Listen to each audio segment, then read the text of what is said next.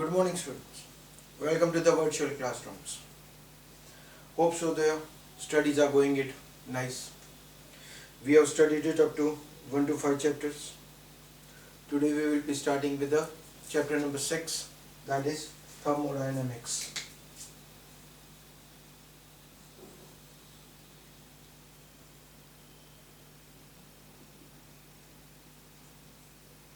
Now, when we are studying it about the thermodynamics, a question first of all arises.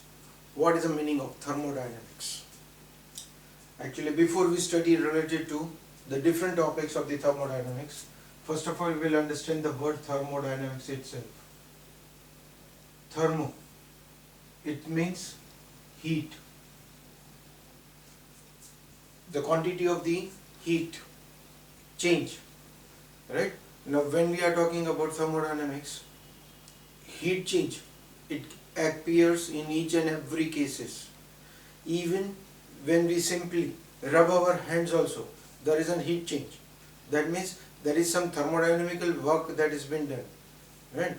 Even if we slap someone heavily, if it is slapped, the temperature of that chicks, the changes. That is also one type of an thermodynamics, right? So different. This was something different when we are doing some chemical reactions, when we are cooking food, when you are doing it any kind of a work, when you are running, when you are walking, the heat change is taking place in the body. So that is known as thermodynamical change. That heat change is known as thermodynamical change. So that is thermo. Dynamics means study. Dynamics means kinetical study. Kinetical study. That means the change in the heat. So thermodynamics together. When we are having the word thermodynamics together, it's a defined as thermodynamics is defined as study of heat change. It's defined as study of heat change during chemical reactions.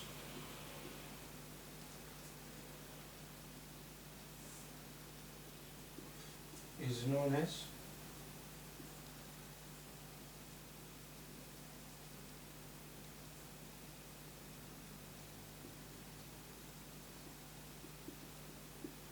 now see, I wrote the definition specifically for the chemical thermodynamics.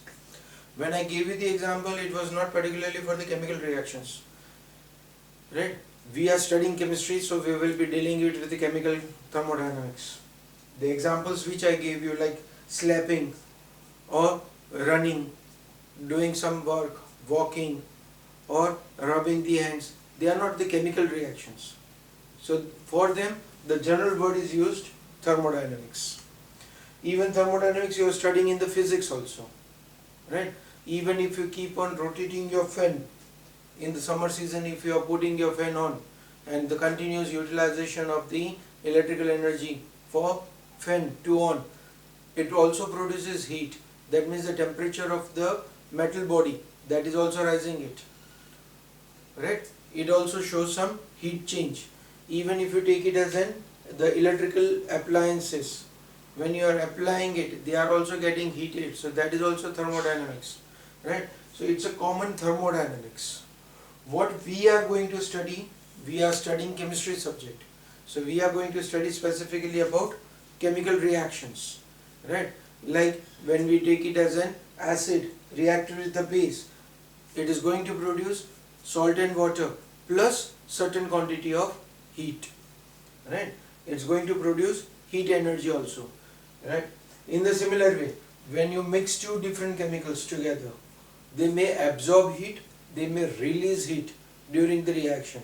Then such type of reactions are known as chemical thermodynamics. So we are going to deal with the chemical thermodynamics. So we wrote the general definition of specific definition of chemical thermodynamics, right? That is the heat change during the chemical reaction. We get it as chemical thermodynamics. If you are doing it during the other reactions, then they are generally termed as thermodynamics, right? Now, during this reaction, when we are talking about chemical thermodynamics, it's a chemical energy which is going to change itself into heat energy. Chemical energy is converting itself into heat energy, right? At the same time, these heat energy is going to be divided into two different types of works that we are going to come across in this chapter. In this chapter, we are going to study that how chemical is converted into heat energy, as well as these heat energy, how it is going to change itself into some other work, or how we are going to calculate the change in energy. So that we are going to study in the form of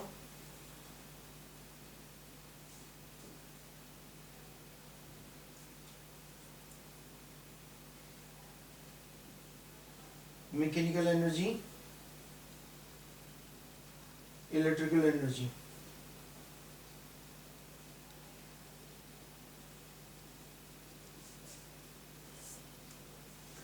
Right?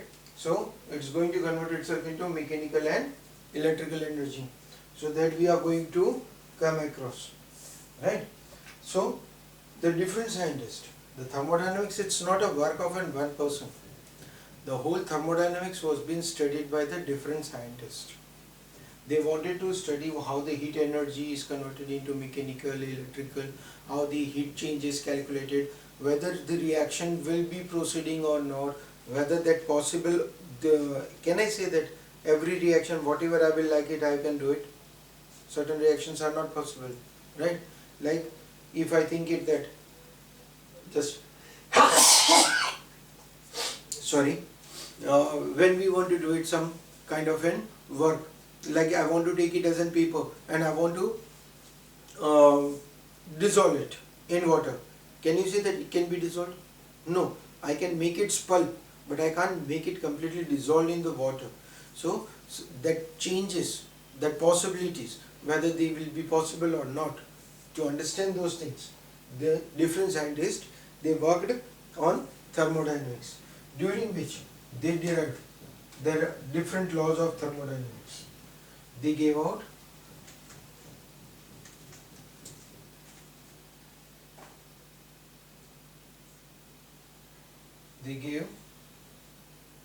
four different laws of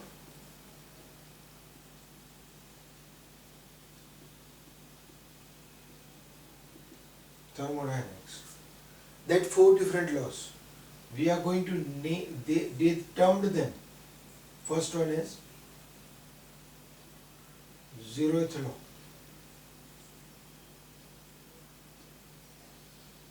First law. Second law.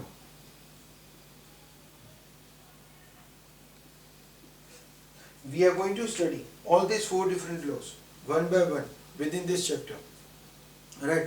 We are not going to study it in a complete detail, a basics. At least we will come across to know it, what we are going to study in it. Right? But before I want to study this, all the four laws, it is necessary that I should study why these thermodynamics was being studied, or what made or what initiated the different scientists to understand this thermodynamics. So actually the whole thermodynamics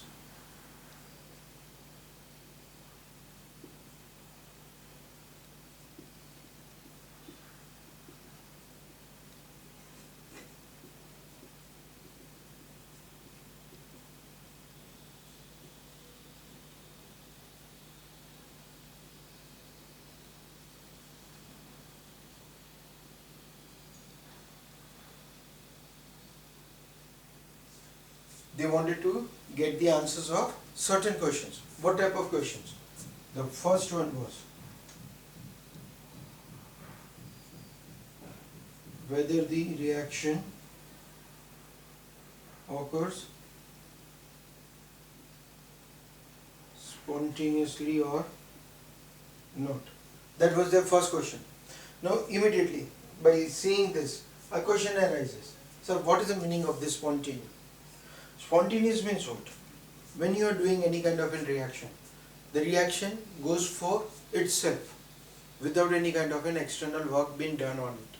Then such reactions are known as spontaneous reaction. For that case, if I put it as an example, that if I take it as a cup of tea, a hot cup of tea, and it's been placed on the table for a certain duration, what will happen to that hot tea? We can say that it will become cold, right? It will lower down its temperature. It won't remain as hot as it is, and depends on how much time duration you are allowing it, right? For 5 minutes, it might be from hot to warm. For 10 minutes, might be hot to a certain low temperature, and from 15 minutes it may come out from hot to cold, right? Now depending upon the time duration, but during this case the reaction is going on. That means the heat change is taking place during the reaction, right? Is there any work being done on it? Am I putting it in some extra work, extra process is done on it? No, it's been simply allowed it, placed onto the table. So that is, the work is done by itself. When this type of work is done by itself, the process is known as spontaneous process. But we can't utilize the word spontaneity or spontaneous for one way. When we are using the word spontaneous, it means here the word was indicated to use it not for becoming hot to cold, but you want to check that whether that cold gets converted into hot also by itself or not. Then only I will use the word spontaneous, right? So for hot tea placed on the table, it becomes cold. So forward process is carried out by itself, but will that cold tea becomes hot by itself? No. Then we will have to do some process on it. So overall reaction is non-spontaneous, right? So that now we are knowing it experimentally, that we are doing it in our day-to-day life, so we know it. Can I say that each and everything for any given chemical reaction, if I put for you, you will be able to reply the answer? Like for an example, if I ask you that I am taking it as a salt, NaCl, I am taking that salt and I am placing it into ethyl alcohol. Ethyl alcohol means C2H5OH. What will be the reaction? Will it dissolve? Won't be dissolved? Will it reverse out? Will it not? Will it give me some different product? What will be the reaction? Unless and until the experiment is not done, we don't know, right? Okay. Similarly, thermodynamics, when it was studied at that time, they were also not aware whether these reactions will be proceeding by themselves or not. Or they wanted to understand that is these number of types of reactions, can I predict it simply by seeing them? So they wanted to get the answer of it, whether the reaction will be carried out by itself or will any kind of an external work will have to be done on it. To know that thing, this thermodynamics was studied. The second question was, suppose if the reaction is proceeded, then up to what extent? If reaction is carried out, then up to what extent? What does this means? Like suppose the example that we took it, ice is placed on the table, it becomes cold, right? If I ask you, when I place the tea on the table and it becomes cold, the tea, what was the temperature? 30 degrees Celsius. Now I am asking, that after 5 minutes what is the temperature of the tea? You will say that, sir, it might be 25 degree. Then I might ask you after 10 minutes, sir, it's a 20 degree, right? Because it's a winter season. But if I ask you, if I place that tea for 1 hour, what will be the temperature at that time? And you are not been allowed it to measure the temperature at that time. Can you tell me what will be the temperature? Right. You can say that, sir, the temperature will become up to the room temperature, external temperature, right? Whatever the temperature is of the surrounding, like that. But up to what extent? Every time will it be the same? Will the temperature of the room every time will be the same? No. So up to what extent this reaction will keep on proceeding? If we want to know it. So that was the second question.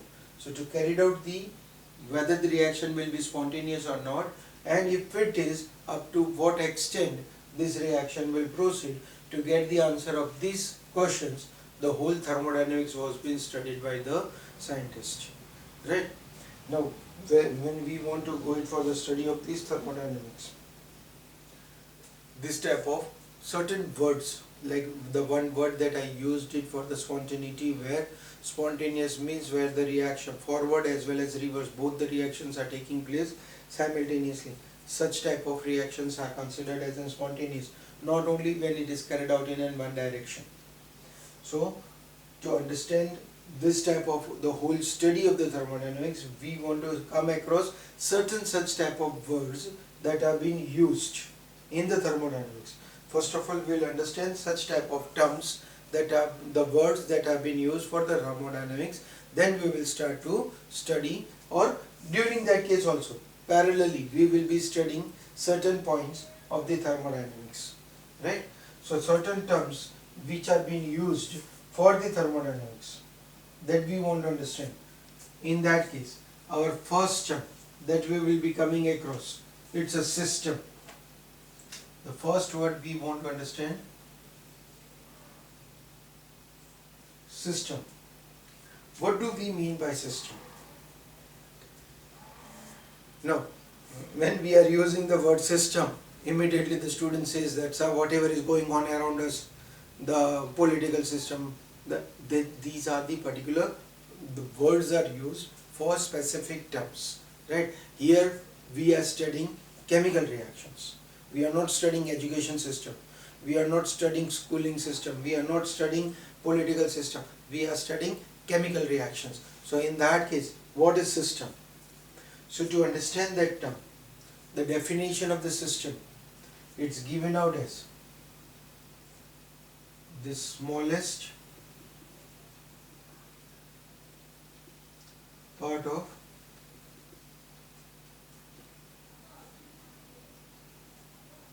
universe separated by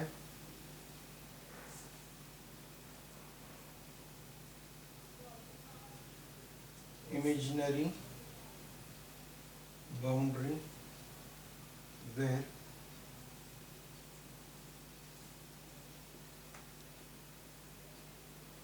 different experiments are carried out.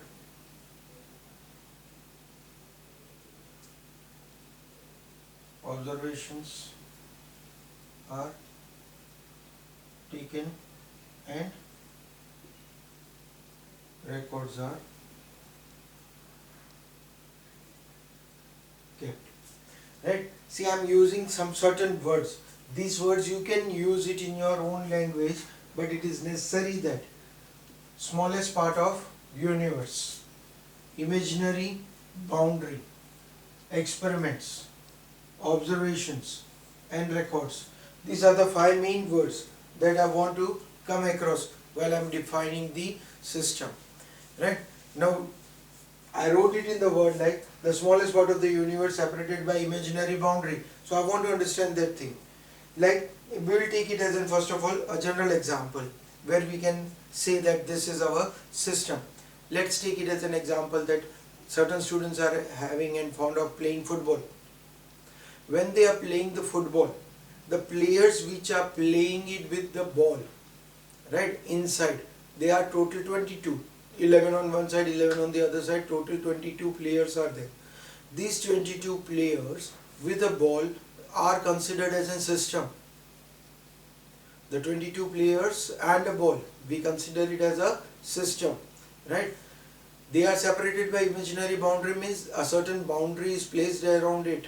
If the ball goes outside that boundary, it's considered as outside or offside, or when this type of words are told, right? So they have been considered that it's a foul. The opponent team has been another chance, right? So that is an experiment that is done by the players, that by playing this or by shooting it on this direction or by shooting with a certain power or certain slow power or high power or kicking it off to a long distance, right? These are all the experiments. Are they sure that they are doing this thing and that will be successfully done? No. So that are the experiments. The players are doing, the system is doing some experiments. Sitting outside, the coaches, managers, the publics, the different peoples, those who are observing them, they are taking an observation that this particular player is playing nice, or this particular player is not appropriate, the player has been tired, the player has to be replaced, or this player has been injured, or this player is not doing a perfect work which will be not benefit to the team.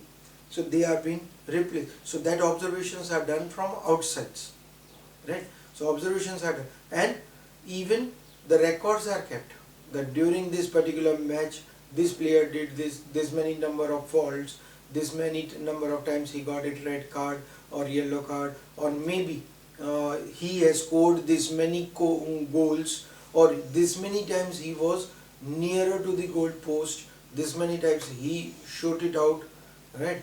So different types of observations and records are all kept.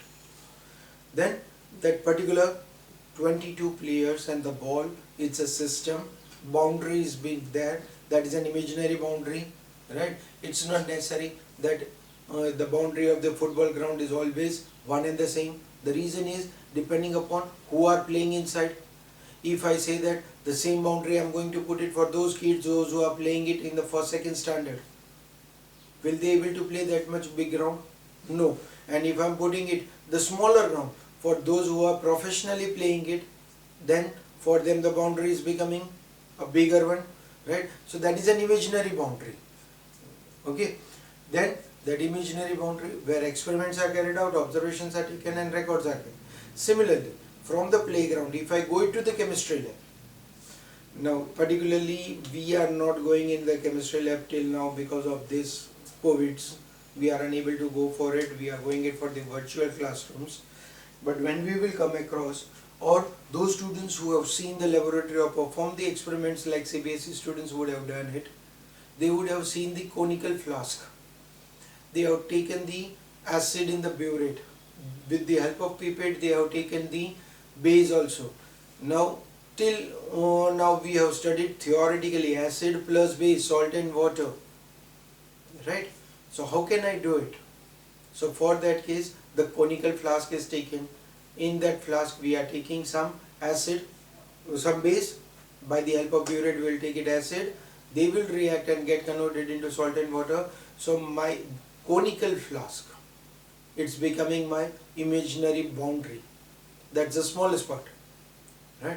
That is separated. That is an imaginary boundary. Inside it, whatever the solutions are present, they are my system, right? Solutions which are present inside the conical flask are system. Rest of the part which is separating them, that is a conical flask. It's my imaginary boundary where I am performing the experiment and I am putting the observation when that solution is going to become pink in color, faint pink, dark green color, yellow color, whatever the observation, whatever the acids or base or whatever the different type of reactions that we are proceeding it, whatever the observations that we are going to do it, we are going to observe. During that case, we will see that what is the amount of the acid or what is the amount of the certain component is required for completing this reaction. We are going to put it in our record book. that this much amount is required, this much ml of the solution was required. So that is the records that have been kept. So that is a system, smallest part of the universe. Smallest does not mean that it should be a microorganism, micro type, right? It can be a small system like test tube, it can be a small system like a football ground, it can be a small system like our country also. We can say that our country is performing this type of experiments, this type of work, this type of things. So that India, it becomes an imaginary boundary that is separated. The boundaries have been plotted that this is the country of India. So that boundaries where experiments are taken, observations are taken, experiments are carried out, observations are taken and records are kept. So that is known as system. Then what is the rest of the part? Surrounding to system. The next one, the word is used as surrounding. The rest of the part of the system. The system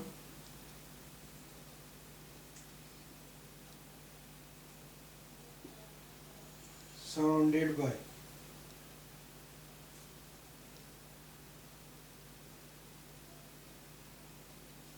Is known as